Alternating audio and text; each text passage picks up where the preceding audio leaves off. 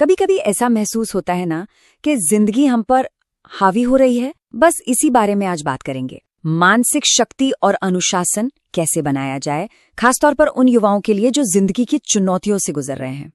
तो चलिए एक बहुत ही मजबूत विचार से शुरू करते हैं। ये एक ऐसी बात है जो प्यार के बारे में हमारी पूरी सोच को हिला सकती है। क्या हो अगर प्यार असल में वो है ही नहीं जो हम आज तक समझते आए हैं? ये बात सुनने में बहुत चुभती है ना, कि जब कोई छोड़कर जाता है तो वो प्यार की कमी नहीं बल्कि शायद व्यक्तिगत शक्ति की कमी का एक संदेश है।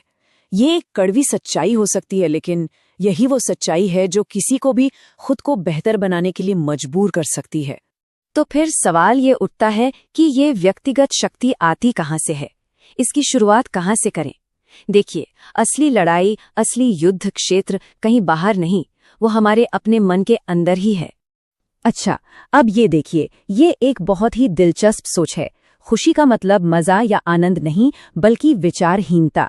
इसका मतलब क्या हुआ? मतलब एक ऐसा दिमाग जो एकदम शांत हो, जिसमें कोई उथल पुथल ना हो, विचारों से बिल्कुल खाली। और सच कहें तो ये एक ऐसी स्टेट है जिसे हम सब कहीं ना कहीं पाना चाहते हैं, है ना?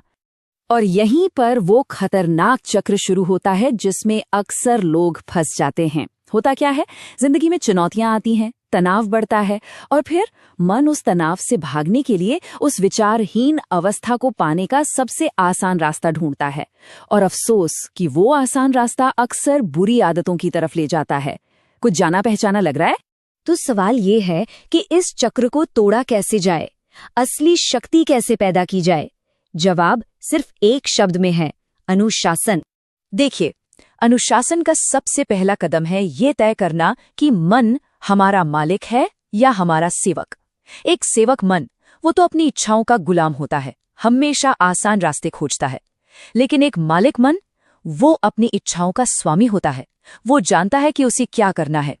तो कोई क्या बनना चाहेगा, मालिक या गुलाम? और अनुशासन को कभी भी एक सजा की तरह नहीं देखना चाहिए। ये तो मन के लिए संजीवनी बूटी की तरह है, एक ऐसी ताकत जो मन को फिर से जिंदा और मजबूत कर देती है।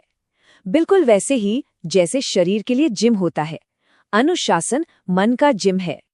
तो ठीक है, ये तो समझ आ गया कि अनुशासन जरूरी है, लेकिन इसे बनाएं कैसे? तो इसके लिए 3 खास जगहों या कह सकते हैं शक्ति के 3 स्तंभों पर ध्यान देने की जरूरत है। ये हैं वो 3 स्तंभ।